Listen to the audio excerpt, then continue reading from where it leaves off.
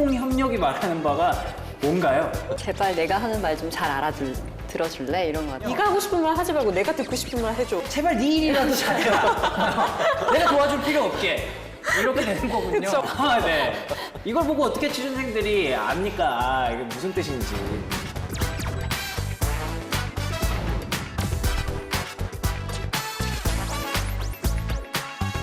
아직까지 취준생들은 뭐 이거를 딱 열정이라고 했을 때 그래서 이 열정이 뭔데? 라고 생각하시는 분들이 많을 것 같아요. 그래서 제가 또 준비를 해봤습니다. 2018년 국내 매출액 상위 100대 기업의 인재상 9가지를 제가 가지고 왔는데요. 이것에 대해서 오늘 열정, 열심히 하는 것 뭐 이렇게 하지 마시고 허심탄회하게 정말 우리 맨날 얘기하는 대담하고 솔직한 방송 오늘 한번 보여주셔야 됩니다. 이렇게 준비가 잘 되셨나요? 노력해 보겠습니다. 노력 안 돼요. 확실하게 약속해 주셔야 돼요. 약속. 이 순간에도 계속 생각하고 있어요. 뭘로 대답해야 되지? 네. 이 9가지가 있는데 우선 어떤 인재상이 있는지 지금 먼저 공개해 주시죠. 네, 먼저 소통 협력, 그리고 전문성, 원칙 신뢰, 도전 정신, 주인 의식, 창의성, 열정, 글로벌 실행력. 네, 이렇게 9가지인데요. 좋은 말들이네요. 네. 이걸 보고 어떻게 취준생들이 압니까? 이게 무슨 뜻인지. 다 좋은 말만 하고 있는데. 자, 그러면 이제 허심탄회하게 얘기를 해봅시다. 첫 번째, 소통 협력입니다.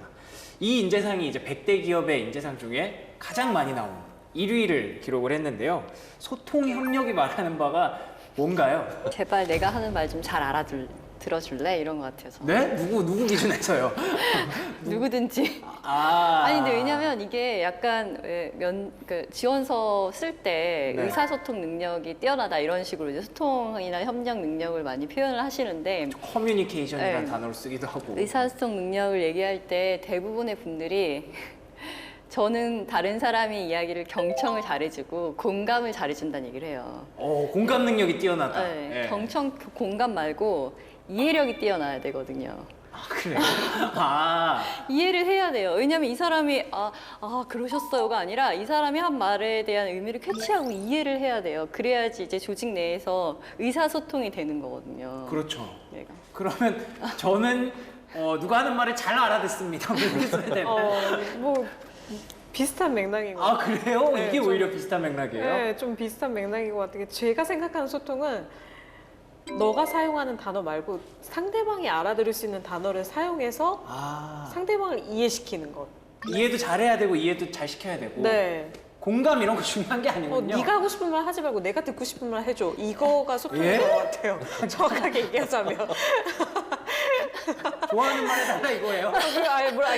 물론 답을 무조건 한 가지로 정해져 있다 이게 아니라 네네. 그쵸. 그러니까 상대방이 알아들을 수 있게 얘기 좀 해라 이거죠, 사실은. 물론 뭐 직무에 따라서 뭐 해당 기업에 따라서 뭐 당연히 틀리겠지만은 일반적으로 말씀드리면은 소통이라는 것은 단순하게 뭐 말을 잘하고 이 사람과 뭐 내 말 들어 뭐 이런 것도 물론 네네. 답인데 제가 생각하는 것은 제 개인적인 의견은 소통이란 것이 다양한 사람들이 있지 않습니까? 단순히 그게 말이 됐건 뭐가 됐건 간에 어떤 적응하는 능력이 아닐까? 해당 사람과 조직에 내가 어떻게 해야 적응을 할까요? 예를 들어서 그 조직이 뭔가 좀 엄한 분위기고 각자 일을 미루는 분위기라면은 내가 먼저 뭔가 솔선수범을 해서 뭔가 이렇게 뭐 청소라도 하고 뭐 옆에 뭐 책꽂이를 꼽아 놓는다면은 그것 자체가 하나의 소통이 될 수 있는 것이거든요. 그래요? 각자 일을 미루는 분위기의 회사면 저도 같이 미뤄야 되는 거 아니에요? 그래야 이 인재상에 부합하는 거 아닙니까? 괜찮은데? 그런 회사기 때문에 인재상이 소통이라고 한 거예요. 왜냐면 어떤 지향점이 될 수가 있는 것이거든요. 우리 회사 분위기가 이러니까 진짜 이렇게 소통이 잘 되는 사람이 들어왔으면 좋겠다. 협력도 마찬가지겠죠. 협력도 어떤 뭐 긴맥이라고 해야 되나? 같이 이제 뭐 이렇게 긴맥이 같이 하는 게 그게 물론 협력이기도 하지만은요. 네. 상대방 말을 정말 이제 경청함으로써 이 사람이 원하는 게 뭔지를 경청 안 하더라도 평소에 관심을 갖고 있으면서 이 사람이 도움을 요청하기 전에 내가 먼저 도움을 줄 수 있는 물론 굉장히 이상적인 말이긴 하지만 예. 근데 이런 거를 지역적으로 다시 한번 생각해 보면은 내 경험에 있어서 내가 뭐 수업을 듣는데 옆에 친구가 뭔가 보니까 뭐 노트 필기 잘 안 하고 뭔가 그때부터 좀 뭔가 아파가지고 빠진 것 같다. 그러면은 이 친구가 말하기 전에 내가 너 그때 아파서 빠졌으니까 내가 이거 노트 필기 빌려줄게. 그것이 바로 협력이 아닐까요? 예를 들어서 그래요? 예 그런 식으로 좀 지역적으로 생각을 해줬으면 좋겠어요. 제가 생각하는 사전적인 단어의 협력이랑은 굉장히 다르네요. 근데 아, 저는 사실 이상적인 협력을 얘기해 주신 것 같아서 저의 정의는 내가 5번 부탁했을 때 3번만이라도 들어줘가 협력이거든요. 아, 네. 그 회사도 약간 서로 미루는 분위기인가 아, 봐요. 그거. 아, 이렇게 되나요? 아, 그렇다기보다는 그래서 서로 너무 바쁘니까 5번 요청을 했을 때 3번만이라도 들어주면 그것만이라도 고맙다라는 의미로 써져 있는 거예요. 네 일 바쁘는 거 나도 알거든? 아. 근데 내가 너무 급하니까 5번 부탁했지 않니? 그러니까 3번만 들어줘 이거예요. 그러니까 잘 도와주는 게 맞는 거네요. 그러니까. 네, 그렇죠. 근데 정말 그러니까 부장님처럼 정말 잘 도와주시는 분은 저렇게 안 해도 이제 요청을 그쵸, 안 해도 해주시겠지만 그런 분들이 많지 않다는 거죠. 그렇죠. 회사에서는. 그렇다 보니까 3번만이라도 들어줘도 너무 고마울 것 같아. 이게 저한테는 협력이었어요. 아, 그래요? 네네. 어떻게 생각하세요?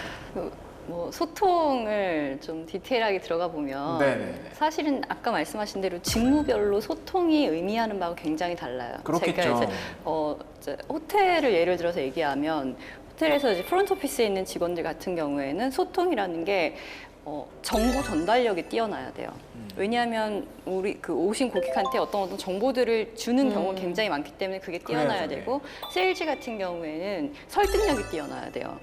그렇잖아요. 그러네요. 네. 네. 그렇게 이제 어떤 소통이라고 하더라도 직무별로 그런 내용이 다르기 때문에 이거를 일반적으로 소통을 잘 표현하기 위해서 어떻게 해야 되냐에 대한 답은 직무에 대한 관심을 가져야 된다. 그러네요. 이게 네. 이 직무를 잘 수행하기 위해서 내가 그 고객하고 그리고 부서하고 어떻게 조율을 해 나가고 소통을 해야 되는지를 생각해 보면 답이 나올 것 같고. 오, 네네네. 협력을 얘기하자면, 그러니까 사실은 목표 달성하기 위해서 각자 부서에서 내가 맡은 역할을 어떻게 하는지가 협력이 될 수 있어요. 맞아요. 하나의 목표를 이뤄내기 위해서 내가 맡은 역할을 어떻게 해나가는지, 네네. 네, 그게 다른 부서에 피해를 주지 않고 어떻게 해나가는지를 설명해 나가는 것 자체가 협력이 될 수 있는 것 같아요. 추가적으로 말씀드리면 그 직무에서도 네. 뭐 어떤 마케팅이다 그러면 아까 설득력도 중요하지만은 숫자도 중요하거든요. 어떤 통계를 내 가지고 지금 현재 이렇습니다. 그럼 그 숫자를 내가 어떤 정말 숫자를 잘 내서 분석을 잘 하는 게 그거 자체가 소통이 되는 거죠. 우리는 그거를 이건 분석력이네라고 생각할 수 있겠지만은 해당 직무나 회사에서는 그거 자체가 소통이라는 그게 소통. 얘기입니다. 예를 들어서. 예. 이거 얘기를 하다 보니까 협력도 다시 정의가 다시 내려졌어요. 아, 또요? 네. 네. 이번엔 뭔가요? 내 일이 막히지 않게 네 일이나 좀 잘해. 협력인 것 같아요. 정확하게. 네 일을 좀 네가 이 일을 해줘야 나도 일을 할 수 있어. 이게 협력인 것 같아요. 처음에 이해했을 때는 먼저 좀 도와주는 사람이 되어라. 두 번째 이해했을 때는 5번 중에 3번만이라도 도와줘라. 그것도 아니면은 이제 제발 네 일이라도 잘해라. 내가 도와줄 필요 없게. 이렇게 되는 거군요. 그렇죠. 네. 지금 생각해보니까 정의가 달라졌어요. 계속해서 지금 자꾸 이게 기대치가 낮아지고 있는데 어쨌든 그만큼 소통과 협력은 어느 회사에서나 다양하게 해석해서 다 필요하다. 네, 그래서 1위가 된 것 같고요. 그러면 두 번째 인재상인데요. 전문성입니다. 전문성이라고 한다 그러면 뭐 대졸공채를 뽑는다고 했을 때 네. 학사 이상을 원한다거나 학사 초과겠죠. 초과를 원한다거나 아니면은 뭐 자격증을 여러 개 입증할 수 있는 그런 능력이 필요하다. 물론 이렇게 이해하면 될까요? 예, 물론 뭐 특수 직무가 있다면 진짜 해당 어떤 자격증이나 해당 네네. 어떤 전공을 한다면은 그거를 뭔가 우리는 전문성이라고 말할 수 네네. 있겠죠. 근데 일반적으로 인재상에서 말하는 전문성이라는 것은 뭐 그 대학교 4년 졸업해서 거기에 대해서 뭘 회사에서 바라지 않습니다. 제 말이 그 말입니다. 네, 바라는 것도 없고요. 네. 그 취업 준비생분들도 알고 있고 회사에서도 알고 있어요. 그럼 전문성은 뭐냐? 관심입니다. 관심. 그 직무에 대해서 내가 얼마나 관심을 보였느냐.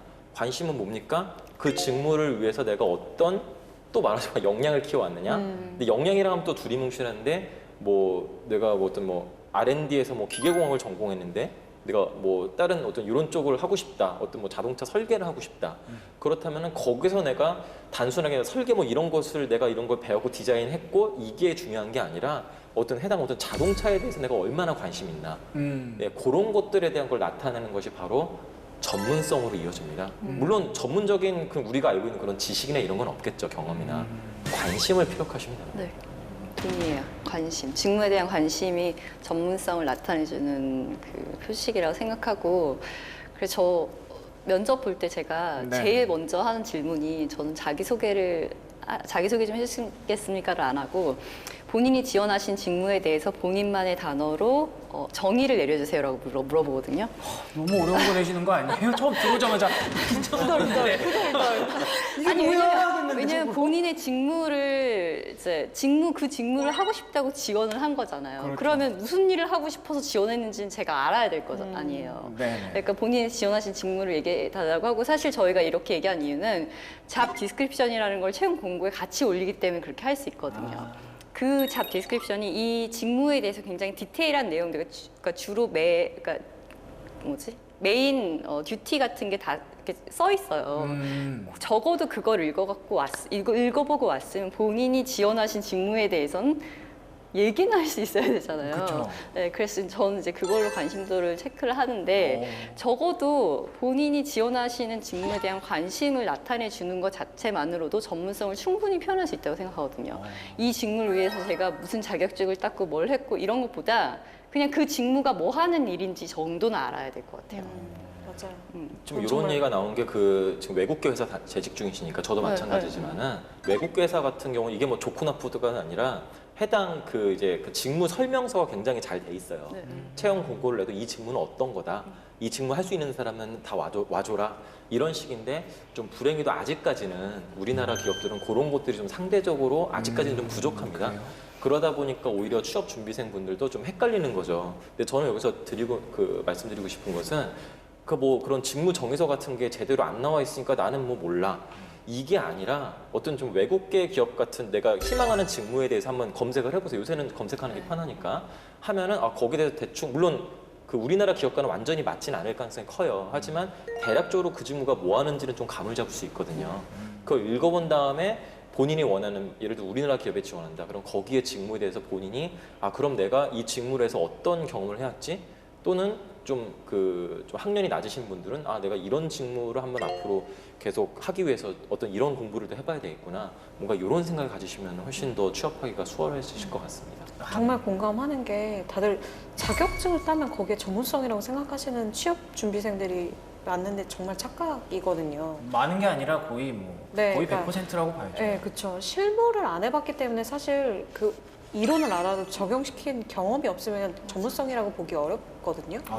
그렇기 때문에 본인이 알바를 했어도 그 직무에, 그러니까 요즘에는 워낙 인터넷도 정보도 많고 그 각 분야의 전문가들이 쓴 책도 많잖아요. 맞죠. 그럼요. 그런 것들을 좀 읽어보고 이 사람이 어떤 어려움이 이 일을 해냈을 때 어떤 어려움이 있었을지, 그러면 자기가 뭐 아르바이트를 했던, 인턴을 했던, 무엇을 했던 그 경험에서 이것과 비슷한 경험을 유추해서 말을 하는 것도 제가 봤을 때는 직무의 관심도, 이 직무가 뭘 해야 되는지에 대한 성향이나 성격을 파악했다라고 볼 수 있다라고 저는 생각하거든요. 근데 많은 분들이 좀 착각하시는 게, 요즘 계속 신입 면접 볼 때마다 느끼는 건데, 본인이 직무적인 부분에 대한 관심도를 준비를 안 해왔기 때문에 회사에 대한 설명을 저한테 하고 계신다던가, 아니면 이 일이 뭘 할 거예요 라고 설명을 하고, 미안한데 내가 더 많이 알고 있거든 라는 생각이 들게 만드는 대답을 하시더라고요. 그래서 좀 그런 부분에서 좀 안타깝다라는 생각을 많이 하게 되더라고요. 본인의 얘기, 그러니까 본인의 이 직무에 대한 관심도. 이게 그쵸. 곧 전문성이다. 네. 바로 세 번째로 넘어갈 텐데요. 세 번째는 원칙과 신뢰입니다. 원칙과 신뢰. 원칙이라는 단어에서 뭔가 이거 내 말 잘 들어라 이 말인가? 이런 느낌이 좀 나는데, 원칙과 신뢰는 뭘까요? 요새는 좀 더 그런 도덕성 이슈가 또 중시되기 때문에 아마도 그런 게 그래요? 계속 있어 오지 않았을까. 이런 말씀 드리긴 그렇지만은 또 땅콩으로 유명한 또 회사도 있지 않습니까? 예. 그 회사에서도 또 신뢰 그런 걸 되게 중요시해요. 원칙과 신뢰라 함은 처음에는 뭔가 회사 입장에서는 뭐 부정부패라고 해야 되나요? 그러니까 뭐 이거 나 하나 정도 눈 감아 주겠지. 내가 이거 정도 잠깐 뭐 좀 비리를 해도 별 타격 얻겠지 하는 게 눈덩이처럼 불어나는 경우가 많습니다. 그쵸. 그래서 굉장히 위험에 처한 회사들도 많았고요. 여지껏 우리가 많이 봐왔듯이. 그래서 이미 이건 예전부터 원칙과 신뢰라는 거는 어떤 그런 의미에 있어서 어떤 부정한 짓을 하지 않고 뭐 신뢰가 무조건 뭐 나 좋은 사람이니까 믿어주세요 이런 의미가 아니라 네. 어떤 말 그대로 어떤 프로토콜이 있다면 프로토콜 그대로 그 프로세스 그대로 잘 따르고 뭔가 이제 좀 부정한 짓을 저지르지 말자 이런 식으로 좀 이해하시면 좋을 것 같습니다. 우리 회사에 먹칠하지 말라 이거군요. 그렇죠. 쉽게 말씀드리면. 원칙과 신뢰는 저도 윤리의식을 좀 얘기하는 거라고 생각이 되고요. 그 윤리의식은 이제 우리가 그 회사 내에서 조직 내에서 조직원들끼리의 뭐 생활뿐만 아니라 고객과의 관계에서도 그렇고 협력사와의 관계에서도 그렇고 이제 원칙을 지킴으로써 신뢰를 쌓아가라 뭐 이런 의미를 따지고 본다면 이제 윤리의식이 얼마나 강한가를 체크해 보는 그런 항목이라고 볼 수 있을 것 같고 인재상에서 이제 제발 윤리의식을 갖추고 이 사람은 우린 좀 뽑고 싶다라는 의미를 나타내는 거죠. 윤리의식. 특히 뭐 제조업체들이나 어떤 엔지니어링 업체 이런 데 보면은 어떤 뭐 안전 이런 걸 되게 중요시합니다. 그래서 안전을 위해서라면 어떠한 것과도 타협하지 않는다. 그쵸. 아예 이런 거를 뭐 해외 기업 같은 경우에 그런 거를 또 인재상에 내건 회사들도 있어요. 대놓고. 그러니까 진짜 이게 만약에 안전이 우선이기 때문이죠. 그럼 뭔가 프로토콜이 필요한데 이게 안전에 뭔가 프로토콜 다 따르다 보면 안전을 해줄 수 없다. 그러다 네. 프로토콜 무시하는 게 여기서는 그 원칙과 신뢰에 대한 그 인재상의 그 적합한 사람이라는 것이죠. 갑자기 생각났는데 이런 문제 있잖아요. 왜 내가 지각할 것 같은데 뭐 횡단보도가 빨간불이 됐는데 이걸 건널 것이냐 말 것이냐 뭐 이런 문제 가끔 나오잖아요. 네. 그러면 그런 회사에서는 절대 안 건너고 차라리 늦겠다 이렇게 대답해야 되나요? 물론이죠. 그렇게 하죠. 예. 저만 찔리는 건가요? 아, 예. 저도 모르게 순간 고민했어요. 근데 저도 진짜 충분히 이해가 됐고 이 얘기를 하면 할수록 진짜 내가 이걸 알고 좀 썼으면은 더 많이 합격을 해봤었을지 않았을까 라는 생각이 갑자기 들기 시작하네요. 착각일 수 있어요. 그렇군요. 맞습니다. 네. 자 그럼 네 번째 바로 넘어가 볼게요. 도전 정신. 도전 정신. 도전 정신 참 너무 어렵다. 뛰어나거든요. 네. 다들 이렇게 생각할 거예요 아마. 모든 준비생들이 정말 수많은 도전들을 해오면서 잘하신 분들이 거의 지금 도처에 깔려 있기 때문에 물론 계속 말씀드리지만 이건 직무와 회사마다 틀립니다. 네. 일반적으로 좀 회사에서 하는 의미를 말씀드리면은 네. 도전이란 것이 내가 정말 어디 모험을 즐기고 이게 아니고요. 아니에요? 이건 아닙니다. 아니고 도전이란 거는 회사에 들어가 이렇게 업무를 하다 보면은 정말 새로운 일들도 갑자기 들어오고요. 내 힘으로 할 수 없는 것들도 많습니다. 근데 그거를 포기하지 않고 정말 내가 한번 해봐야지. 그러니까 이런 식으로 좀 뭐 즐겁게 받아들일 수는 없겠지만은 어찌됐건 좀 자신감 있게 나도 이거 할 수 있어. 이거 한번 나 모르는 거지만 어디 가서 알아봐서 한번 해볼래. 이런 거를 좀 도전 정신으로 보통 알고 있습니다. 회사에서. 맞아요. 네 일이 아니어도 일단 도전해라. 그러니까 모르는 일이어도 나한테 주어진다면은 일단 하고 뭔가 내가 다른 일 더 할 수 있는 여력이 된다면 내일 다 마치고 여력이 된다면은 다른 일도 뭔가 알아서 한번 찾아서 해봐라. 이런 것들이죠. 제가 보았을 때 많이 느껴졌던 부분, 도전 정신은 네. 내 상사가 모르는 업무가 오더라도 두려움을 갖지 말고 차근차근 해나가는 그 능력이라고 좀 볼 수 있을 것 같아요. 상사가 모르는 업무를 내가 차근차근. 네. 와 이거 굉장히 어려운데 네. 무슨 뜻인가요? 그러니까 사실 이건 어떤 부분 시대적인 흐름일 수도 있을 것 같아요. 왜냐하면 지금 시대는 이전 세대들이 하지 못했던 것들이 계속 태어나거든요. 사업군이 뭐 핀테크도 그렇고, 그렇죠. 뭐 인터넷 뱅킹도 그렇고, 뭐 여러 가지 있잖아요. 4차 혁명 시대니까. 네네, IT 쪽 같은 경우는 워낙 이전 회사들이 가지 않았던 길들을 또 가야 되는 회사들이 있는데 그런 경우에 딱 도전 정신이 있는 사람이라고 한다면 사실 이전 세대들이 못했던 거를 우리가 얼마나 알고 진행을 하겠어요. 근데 거기에 너무 두려워하면서 그냥 이렇게 좀 뒤로 물러서기보다는 조금씩 한 발짝 한 발짝 나서는 그런 정신이 필요하지 않나. 그래서 전 도전 정신이 모르는 업무더라 하더라도 조금 나아가야 된다. 뭐 남미 가서 막 이걸 했습니다 막 이런 거 아니고. 그쵸, 그쵸. 그러니까 제가 다녔던 회사에서의 도전 정신을 좀 풀어보면 변화에 두려워하지 말라라는 의미로 좀 해석이 돼요. 그래서 무슨 당연히 지금 아까 말씀하신 대로 회사들이 사업 전략이 지금 굉장히 빠르게 바뀌고 있는데 그 맞아요. 빠른 변화에 대해서 조직원들이 그 닥쳤을 때 이 변화에 대한 거부감이 굉장히 많이 맞아요.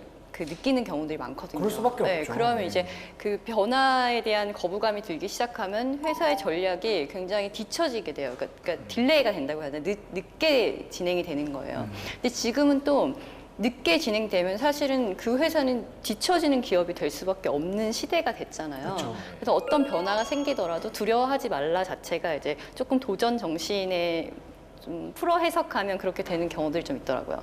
제가 다녔던 회사는 그랬어요.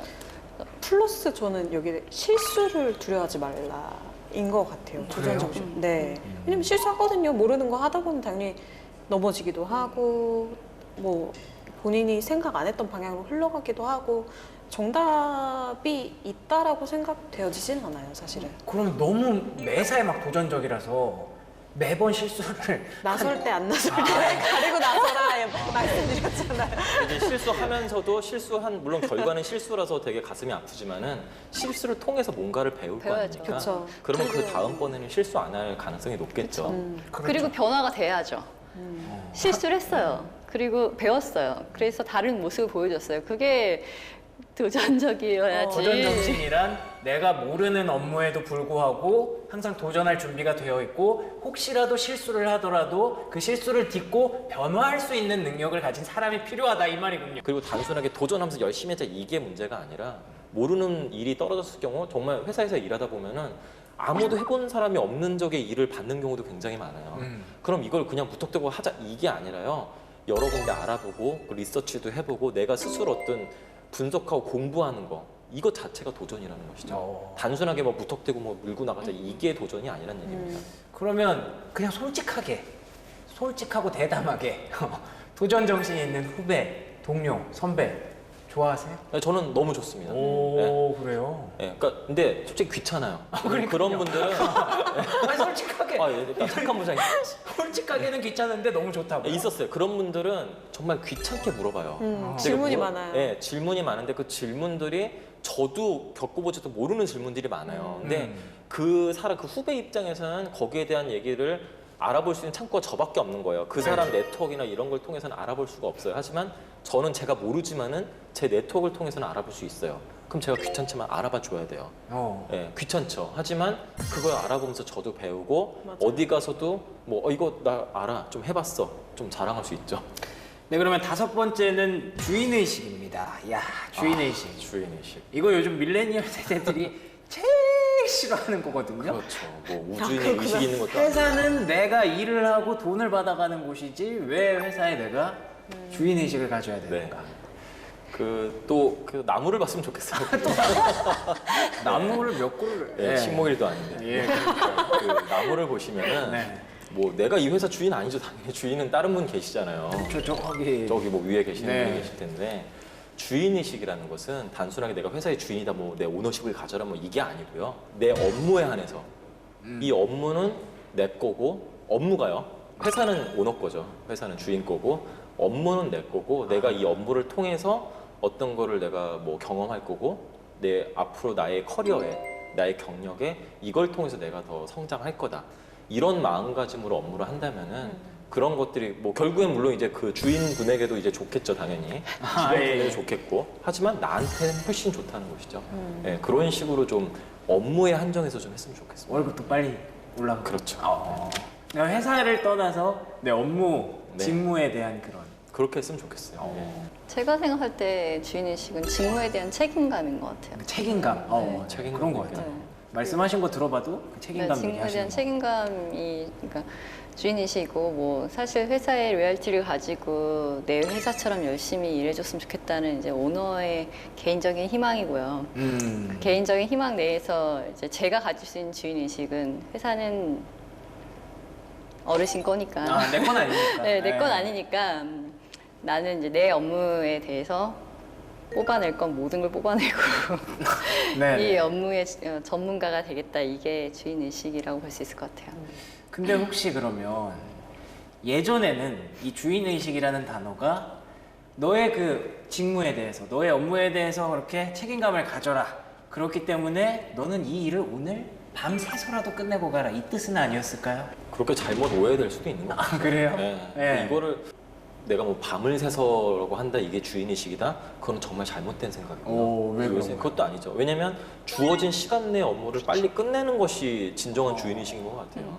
나는 이 해당 시간에 이거를 난 최대한 잘했다. 물론 못 끝내는 경우도 있겠지만 그렇죠. 그런 경우에는 내일 해야죠.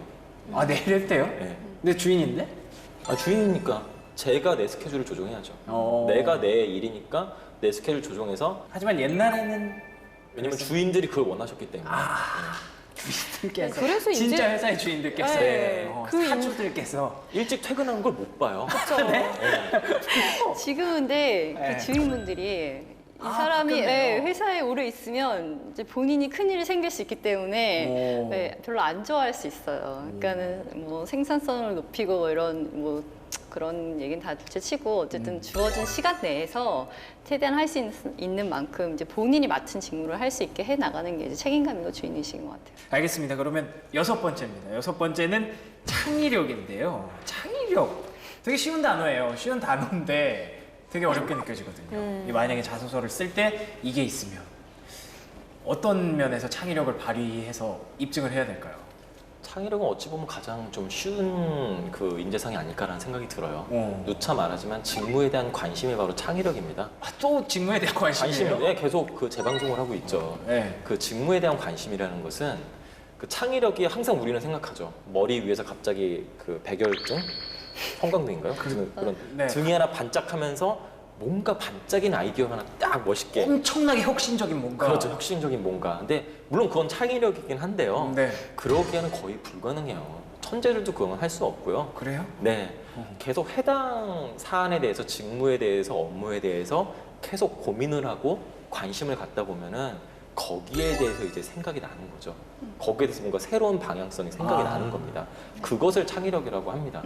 그 S모 기업에서도 뭐 창의력 면접이다 뭐 이런 것도 하고 있거든요. 예, 지금도 뭐 신입 공채 시에 하고 있는데 창의력 면접도 정말 이 사람이 반짝인 아이디어가 있냐 이걸 보는 게 아니에요.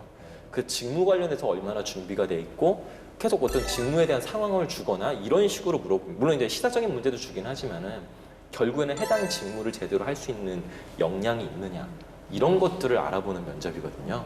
그렇기 때문에 직무에 대한 관심이 바로 창의력이다 이렇게 보시면 되겠습니다.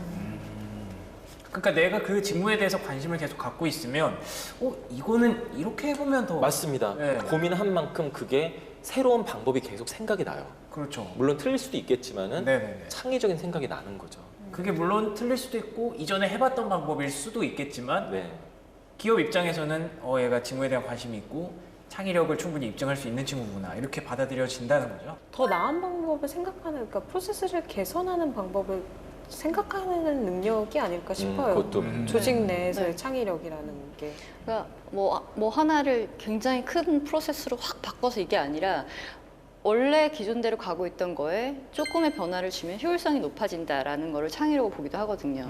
그러니까는 그거는 이제 물론 기업에 들어왔을 때 발휘될 수 있는 능력이지만 만약에 그거를 뭐 자소서나 이런 데 표현을 하겠다고 하면 네. 본인이 이제 기존에 기존에 원래 그랬어라는 개념으로 이루어지고 있던 일들 중에 본인이 조금 변화를 줘서 효율성을 높였다는 걸로 얘기를 하면 그게 창의성을 표현하는 게 아닐까 생각이 들어요.